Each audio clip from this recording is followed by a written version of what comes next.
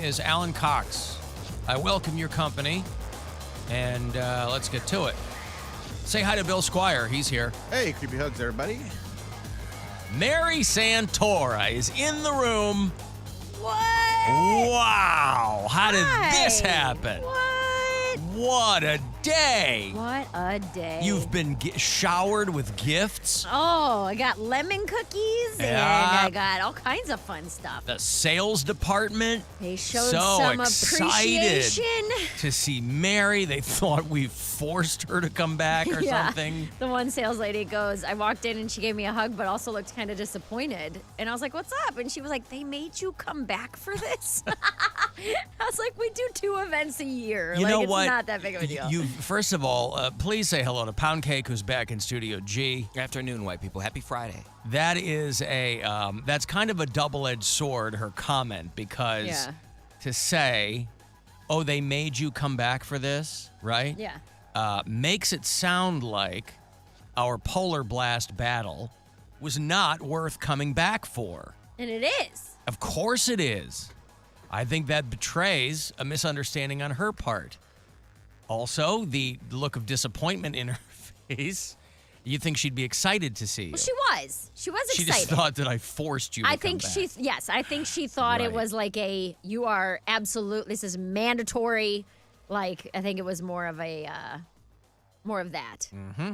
Well, what I would tell her is if she had ever spent any amount of time at Casa Cox, where there is a wife and a daughter and a dog and me, I am utterly incapable of forcing anyone to do anything.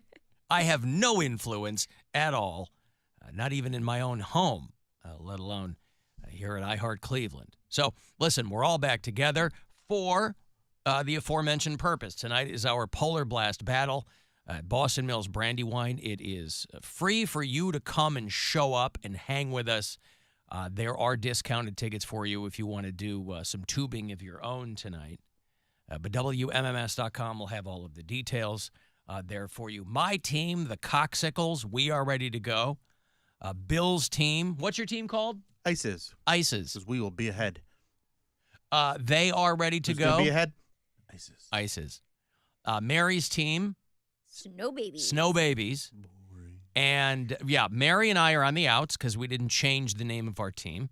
And Poundcake's team is what? Team Astro Slide. Astro Slide. And it'll be up there with Barry White. And so, again, it'll be, we're excited to get up there. You know, when I got up this morning, I checked the weather because it certainly didn't look like, there wasn't snow on the ground down here. But it looks like the weather is going to cooperate with us tonight, and that's the best that we can hope for. 34 degrees is what we're looking at tonight. That sounds right in the wheelhouse for us to do some tubing and then go to the lodge and do some drinking, which is, you know, it's fun. We have a good time coming down the hill, but to my mind, it's all kind of preamble for when we get back to the lodge. For the hang. Mattitude's going to be there tonight spinning. Haven't seen him in a minute, so I'll have to catch up with him and just hanging out with you guys, which is always a lot of fun.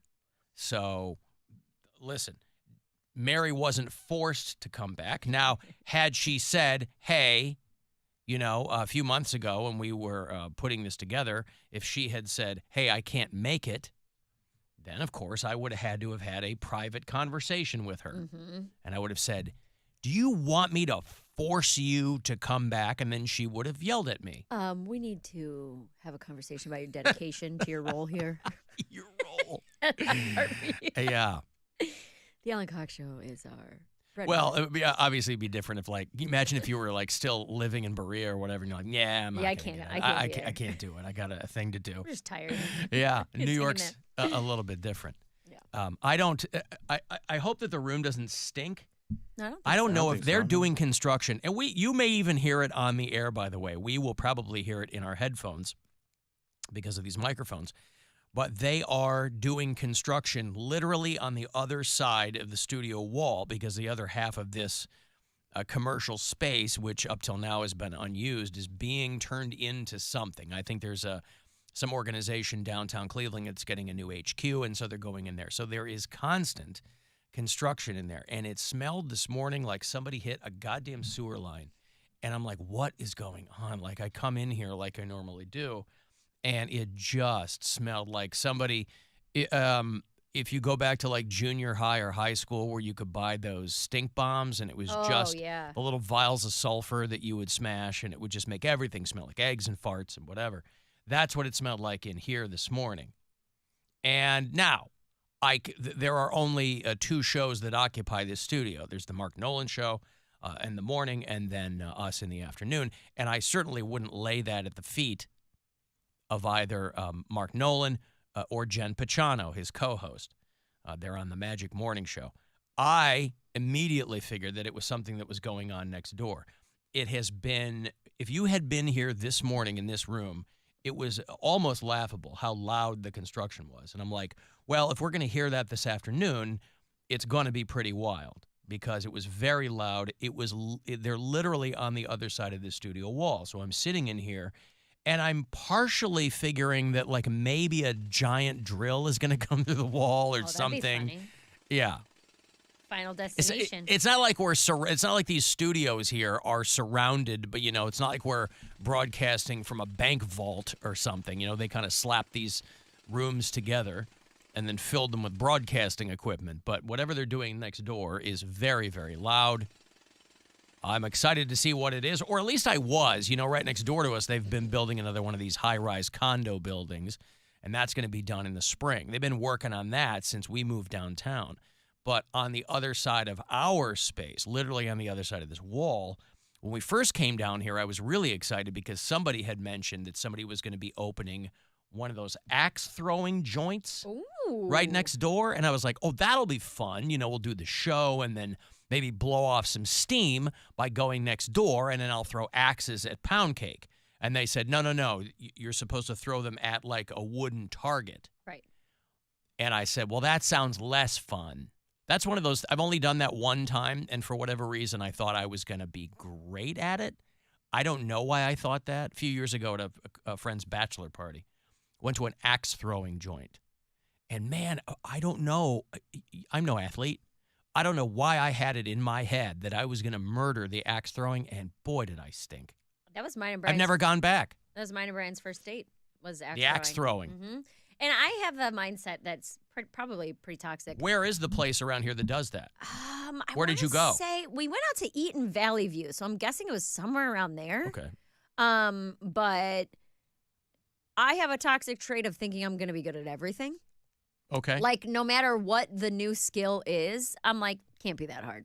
Now, like, why do you think that? I think because most things I've done in life I've succeeded at. Okay. And then if I am not successful, I quit them.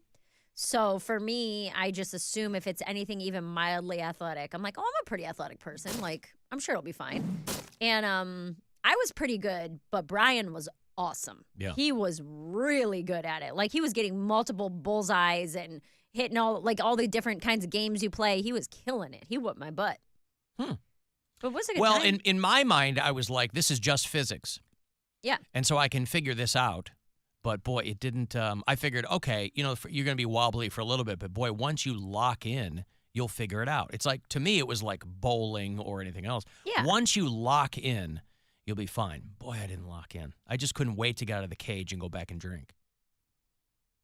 But that's interesting, though, for somebody who quits things when they get hard, that you would devote yourself to stand-up comedy. Today marks 12 years, baby. 12-year anniversary. It's Nothing, Poundcake? He doesn't care. Are they talking about me? No? All right. 12 years today. 12 years today. when you went up, killed, and figured, oh, I'm going to be great. You thought, again, another situation where you thought, yes, I'm already good at this. I dropped out I'm of going to defy college. everyone's expectations. Yep. I was certain I was going to be famous in 6 months. But I didn't start bombing until a couple months in. And so I think that's what I got a lot of false hope real early on. And then it became a challenge where I was like, oh no, I'm going to be good at this. And then it gets to a point where you're like, I'm way too far in to quit. Yeah. I've sacrificed entirely too much. I can't to turn give back this now. up. Right. I'll look like a real douche if I bail now. What am I going to right. work in an office? Come on. Not going to happen. So I'm going to break here, and I'll say what we're all thinking. Mary is here for a live Friday Get Down. She's blurry for some reason. I know, my that camera's is, super blurry. I'm going to reset it. Oh, I'm sorry. I wanted you to have a softer focus, and so I covered it in Vaseline. Should I not have done that? You do whatever you want, man. It's your show. Yeah. You forced me to be here. Might as well make it look how you want. I'm going to force you to be here. I'm going to force you to look a certain way. That's how I do it. I'm like a judge in Alabama. I got a break. Want to send a text 35192, AlanCoxShow.com for everything else, and we'll be back. This is the Alan Cox Show. Everywhere on our free iHeartRadio app or whatever smart device you have. Just tell it to play the Alan Cox Show on iHeartRadio. Want a sweetheart of a deal? Get to Ken Ganley, Ohio's #1 Kia dealer. Get zero down deals on over 800 new Kias, including Seltos, K5, Sportage, Sorrento, Forte, Soul, and Telluride. And with our lower prices and